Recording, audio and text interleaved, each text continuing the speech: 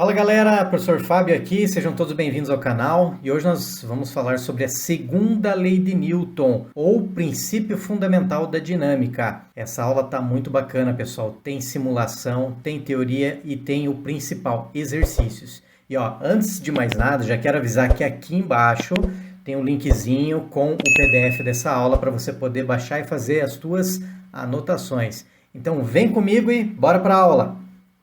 Então vamos lá, moçada, vamos falar sobre a segunda lei de Newton hoje. Tá, o que é esse princípio fundamental da dinâmica? Vamos começar por onde? Vamos começar por aqui, ó. Ele diz assim: a resultante das forças aplicadas a um ponto material, pode ser um corpo, enfim, é igual ao produto da massa pela aceleração adquirida. Parece meio confuso de entender, né? Isso aí vocês já devem ter ouvido aí dos seus professores.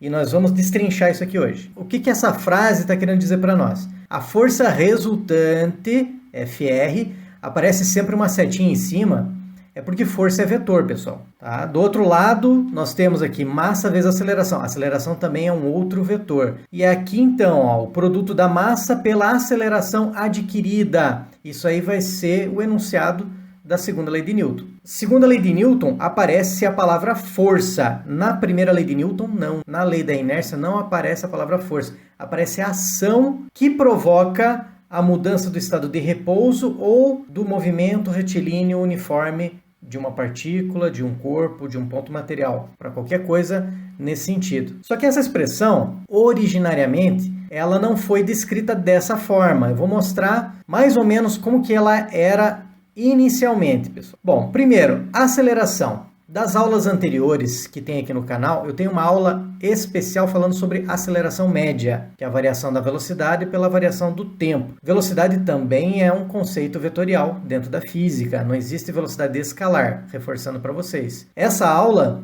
eu vou deixar um card aqui em cima para vocês poderem acessar. Se não assistiu, assiste ela, que está muito completa. Essa aceleração que aparece aqui na nossa expressão da segunda lei de Newton é a mesma lá da cinemática. A diferença é que na cinemática nós não nos preocupávamos com a causa dos movimentos. E quando nós passamos para a dinâmica, sim, aí nós temos a preocupação, o que causa o movimento? E o que causa o movimento é uma ação, é uma força que vai fazer com que o corpo saia do repouso ou que ele saia do movimento retilíneo uniforme e varia sua velocidade positivamente ou negativamente, ou inclusive até fazendo com que esse corpo venha para o repouso. Nós temos várias aplicações para a segunda lei de Newton e eu vou mostrar alguma delas aqui para vocês. Mas enfim, eu vou substituir essa aceleração aqui dentro só para vocês verem o que acontece. No lugar do A, eu troquei ΔV por ΔT e ΔV por ΔT, eu ainda posso fazer uma pequena brincadeira matemática. Esse ΔT que está aqui embaixo, eu posso passar lá para o primeiro membro multiplicando. Força resultante vezes o tempo. E do lado direito, vai ficar massa vezes a variação da velocidade. Força resultante vezes tempo é igual a impulso. E massa vezes variação da velocidade significa variação da quantidade de movimento. Eu não vou entrar em detalhes, pessoal, do que são essas grandezas físicas agora, porque vai ter uma aula dedicada para impulso, para quantidade de movimento. Só que eu queria mostrar como que elas se ligam. A força, ela vem do quê? De variação do momento linear em função do tempo. É assim que ela foi definida a primeira vez. Variação do momento linear ou quantidade de movimento em função do tempo. E o que é importante, pessoal? É saber que a aceleração, ela sempre vai estar apontando na mesma direção e sentido da força, de qualquer força, inclusive da força resultante. Para onde estiver apontando uma força, vai ter uma aceleração no mesmo sentido, na mesma direção. E o que faz com que elas se liguem? É a massa. A constante de proporcionalidade é a massa. Então, se um corpo tem maior massa, você precisa fazer com que você aplique uma força maior para que ele entre em movimento. É um pouco intuitivo, né? Se você tem um corpo de menor massa, teoricamente é mais fácil, e na prática também, né? Mas teoricamente é mais fácil de você colocar ele em movimento do que um corpo com muito peso, né? Com uma massa muito grande. E nós veremos aqui, numa simulação, que isso se dá de forma real. Então vamos lá para a simulação, me acompanha. Estamos aqui na simulação, pessoal, o que eu vou fazer? Ó, temos um caixote, eu vou fazer o teste aqui com várias massas, vários objetos, para vocês perceberem como que a segunda lei de Newton atua. Ó, existe atrito, eu poderia deixar sem nenhum atrito, com muito atrito, mas eu vou deixar esse atrito aqui no meio. Eu vou fazer o seguinte, eu já tenho aqui um velocímetro e eu vou fazer esse bonequinho aplicar uma ação para tentar fazer com que esse objeto entre em movimento. Ali eu apliquei 50 newtons em nada, 100 newtons também nada, 150 newtons começou a entrar em movimento. Perceba o seguinte, enquanto essa força aplicada for maior do que o atrito, você faz com que o corpo entre em movimento. Uma vez que entrou em movimento, essa força aqui até poderia ser reduzida para um mesmo valor aqui do atrito, que o objeto vai permanecer com velocidade constante. 97 newtons, não mexe mais, pessoal. O atrito equivale a 97 newtons. Quando eu aplico uma força maior, a tendência de ganhar velocidade aumenta. Com 150 newtons, vai ganhando velocidade. Tá, mas e agora? Se fosse um outro objeto? Então, vou reiniciar aqui. Deixa o velocímetro. Vou colocar duas caixas ao invés de uma. 50 newtons, nada. 100, 150, nem se mexe. Lembra que com 150 eu já mexia uma caixa. 200, 250, nada. 300 newtons, pessoal. Precisei de 300 newtons. Era esperado isso? Será? Eu acho que sim, né? Com 150 newtons, eu conseguia fazer uma caixa se mover. Agora, quando eu coloquei duas caixas, eu dobrei a massa. Então, eu espero que eu também dobre a minha força aplicada. Só que a aceleração, ela vai aparecer como? É uma divisão da força aplicada pela massa, né? Você vai ter a força aplicada pela massa, você vai ter uma aceleração. Então, a aceleração aqui era no mesmo valor da aceleração com uma caixa. Beleza, moçada? Ó, se eu não aplico mais a força para a direita, vai ter uma força resultante, que é o atrito.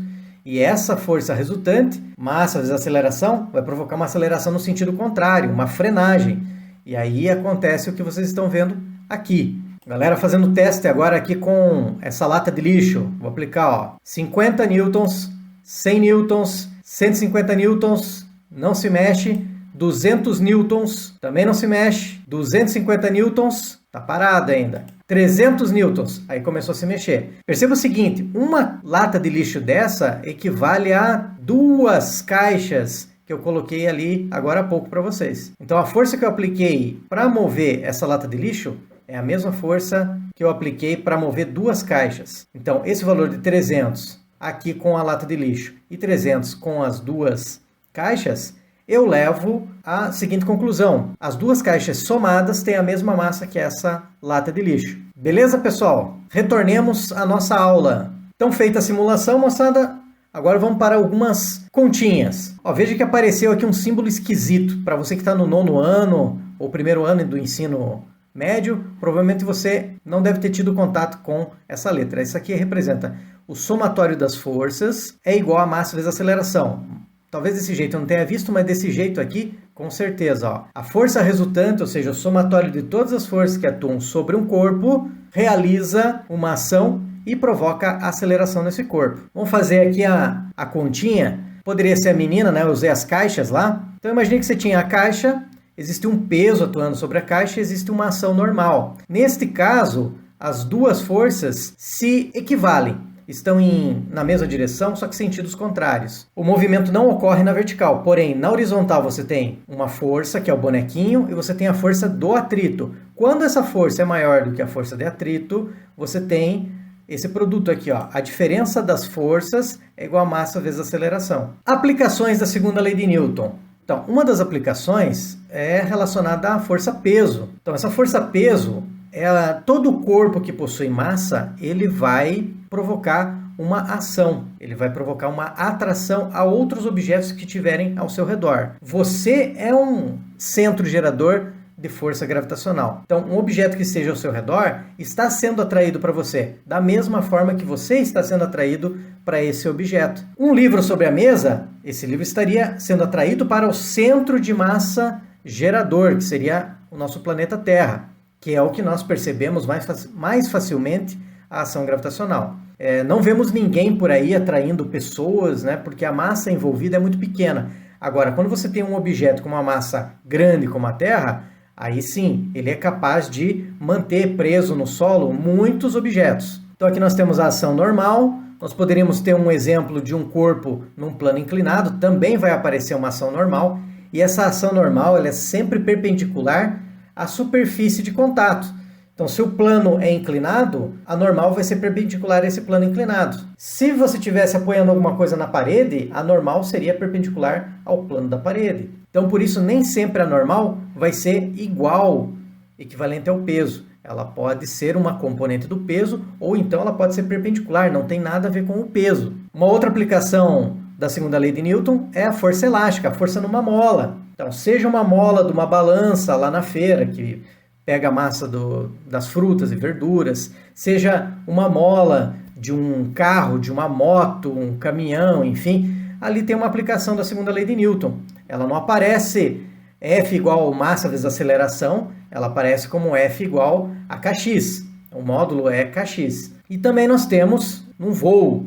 Aí é até legal de fazer uma comparação. Vou pegar aqui, vou aumentar a minha tela e vou mostrar o meu aviãozinho para vocês. Então, nesse avião aqui, pessoal, nós temos as seguintes forças envolvidas. Nós temos o peso, nós temos a sustentação, que atua de baixo para cima, nós temos a ação dos motores empurrando o vento para trás, fazendo com que esse avião vá para frente, e nós temos toda uma resistência do ar, que nós chamamos de arrasto. Então, essas 4 forças envolvidas, inclusive até comentei na aula da primeira lei de Newton, uma aula anterior a essa, eu vou deixar o card aqui, caso você não tenha assistido, e lá eu falo muito bem dessas forças atuando sobre um avião. Se ele está fazendo uma velocidade constante, mantendo-se numa trajetória retilínea, todas as forças que estão envolvidas nesse voo, elas acabam se equilibrando. A sustentação se equilibra com o peso e a força de arrasto vai se equilibrar com a tração dos motores. Então, o somatório das forças é igual a zero.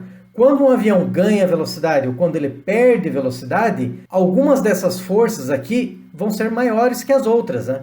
Ou a tração vai ser maior do que o arrasto, ou o arrasto vai ser maior do que a tração. Por exemplo, a hora que esse avião está decolando, a tração tem que ser maior do que o arrasto. Senão, esse avião não decola. E a sustentação está numa direção e o peso está em outra. Não é a mesma direção. Um é componente do outro. Voltando para a nossa aula aí.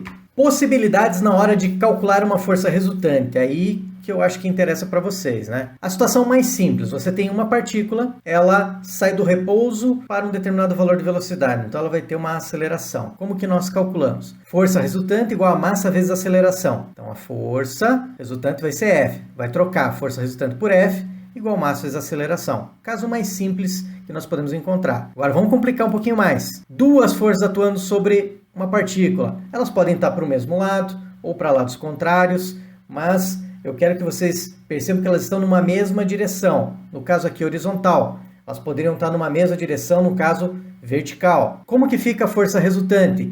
Caso elas estejam em sentidos contrários, vai ter uma subtração. Como que eu começo a resolver, professor? Eu costumo resolver colocando o valor de força maior menos o valor de força menor igual a massa vezes aceleração. Tudo para quê? Para que aconteça um valor positivo na resposta. Simples assim. Poderia fazer o contrário? Pode. Se eu estou vendo aqui que a força 1 é maior que a força 2, a força resultante vai ser positiva. Agora, se eu colocasse a força 2 menos a força 1, o resultado ia ser negativo. E o que eu interpreto?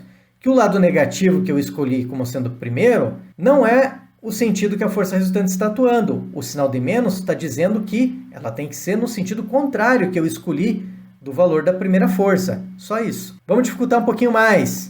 E aqui dificultar bastante, né? Você tem 2 forças que estão atuando sobre essa partícula, não estão na mesma direção, não é mesmo sentido. Como é que eu faço esse cálculo? O que importa para vocês? Importa saber o ângulo entre as forças, e você vai ter aqui uma regra do paralelogramo, ou, que é um método gráfico, né? Ou então um método numérico, que é quase um teorema de Pitágoras. Seria um teorema de Pitágoras perfeito se fossem perpendiculares, mas aqui não é 90 graus. Então como é que eu calculo? Eu tenho que acrescentar, ó, mais 2 vezes o módulo do F1 vezes o módulo do F2 vezes o cosseno que une esses ângulos. Então é um pouco mais complicado. Eu particularmente não uso muito, eu utilizo mais esse caso, ou então faço a decomposição aqui das forças. A contribuição na horizontal, a contribuição na vertical para cada uma delas, e depois eu aplico Pitágoras. É o jeito mais assertivo para você não errar na hora da prova. Mas quem lembra dessa relação vai resolver a questão mais fácil, desde que você saiba o ângulo formado entre as forças e você saiba quanto que é o cosseno. Nem sempre é informado. Então o Teorema de Pitágoras, como é que funciona? São pras forças perpendiculares entre si. Então o quadrado de uma mais o quadrado de outra é igual ao quadrado da força resultante. Nada mais é do que o quadrado da hipotenusa igual à soma dos quadrados dos catetos. E as unidades de medida utilizadas, quais são? Para encontrar a unidade de medida, nós utilizamos essa forma aqui, ó. Escrevemos em colchetes as grandezas, né? E depois nós substituímos pelas unidades. Massa, eu já trabalhei uma aula sobre unidades de medidas, também vou deixar o card aqui para vocês. Massa é quilogramas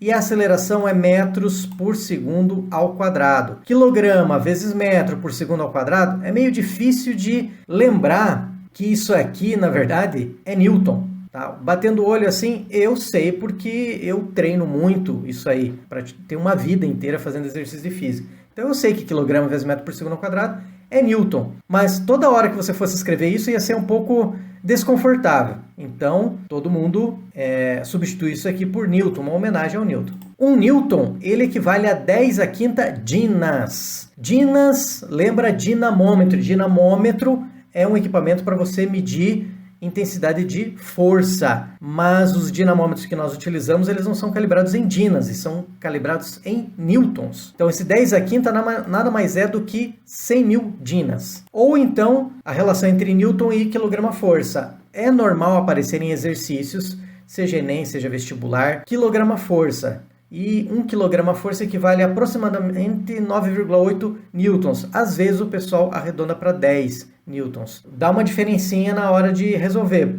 Em função desse dígito aqui, você pode um pouco mais, um pouco menos. Eu costumo utilizar 9,8 newtons. Vamos fazer uns exercícios então, moçada, para fixar os nossos conceitos. Nas figuras abaixo, representamos as forças que agem nos blocos, todos de massa igual a 2 kg. Então, o primeiro caso aqui é o mais simples, você tem uma única força atuando, F resultante igual a massa vezes aceleração. No segundo caso, tem duas forças atuando para o mesmo lado, então já vai imaginando como é que nós vamos resolver. Terceiro caso, estão em sentidos contrários, porém estão na mesma direção. E o último caso, são perpendiculares. Vou resolver com vocês aqui já. Ó. Letra A, força resultante, massa vezes aceleração. A nossa força resultante é o F1, ou seja, é 4 newtons. Eu coloquei aqui, pessoal, entre parênteses, a nossa unidade, só para vocês verem um exemplo. Eu gosto de resolver os exercícios com as unidades de medida, para que eu não erre na hora da resposta. Mas fica a critério de vocês se vocês querem utilizar ou não. 4 newtons igual a 2 kg vezes aceleração. Esse 2 aqui, quilogramas, ele vai dividir. Então vai ficar 4 divididos por 2, para deixar a aceleração sozinha. 4 divididos por 2 vai dar 2. 2 o quê? Metros por segundo ao quadrado.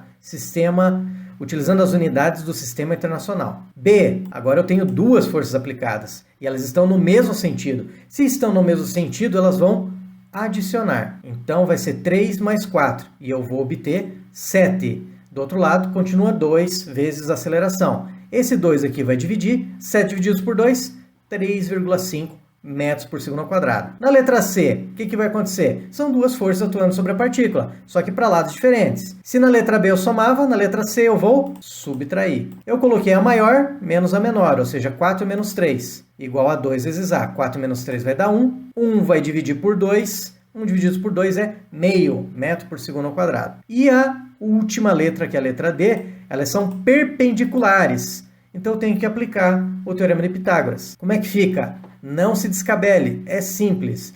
A força resultante ao quadrado vai ser igual a 4 ao quadrado mais 3 ao quadrado, ou seja, 16 mais 9. Isso aqui vai dar 25. Eu preciso tirar a raiz quadrada em ambos os membros. Raiz quadrada de 25 é igual a 5 newtons. É a resposta final? Não, porque eu preciso descobrir a aceleração. Eu vou substituir esses 5 newtons na minha expressão. 5 igual a 2 vezes A. Esse 2 passa dividindo. 5 divididos por 2, 2,5 metros por segundo ao quadrado. Galera, esses aqui são alguns links aí que eu gostaria de passar para vocês, que eu gostaria que vocês me seguissem. E se essa aula te ajudou de alguma forma, deixe seu like, se inscreve no canal, ativa o sininho, compartilha e vem comigo para as próximas aulas. Até mais. Tchau!